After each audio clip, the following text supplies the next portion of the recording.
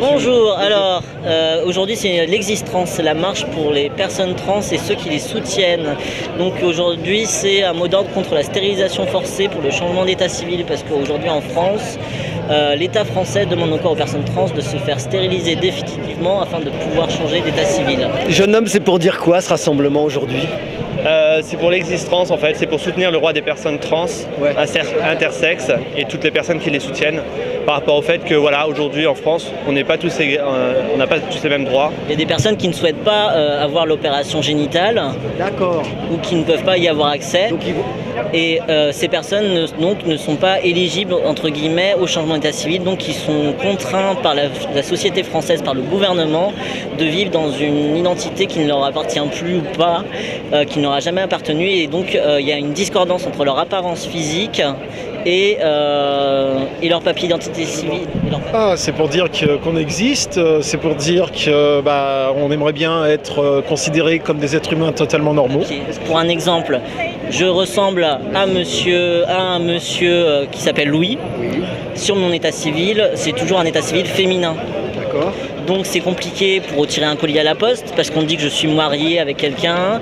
C'est compliqué par exemple si je me fais arrêter parce qu'on dit que ce ne sont pas mes papiers. C'est compliqué par exemple pour un entretien d'embauche si je cherche du travail parce que ce ne sera jamais moi si vous voulez.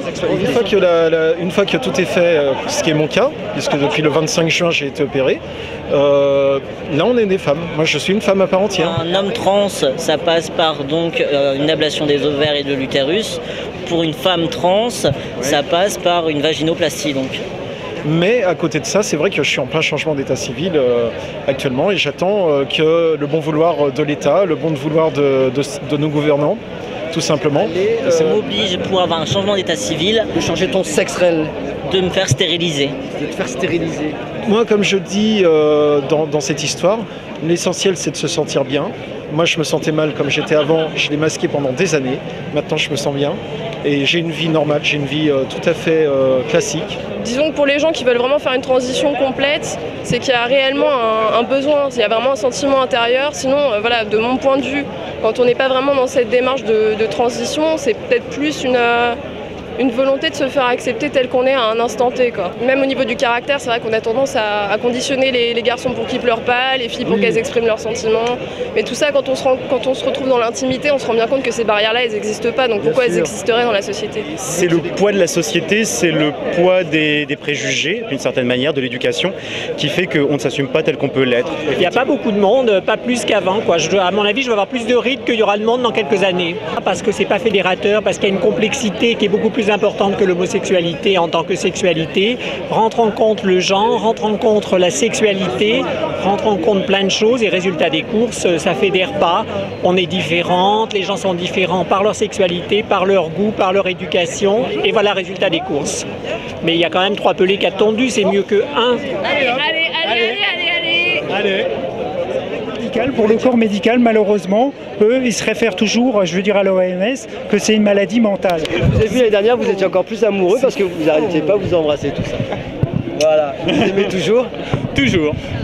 Effectivement, on peut être lesbienne, on peut être hétéro, on peut être homo, on peut être un petit peu tout. J'ai l'impression que vous vous amusez beaucoup dans cette ambiguïté-là.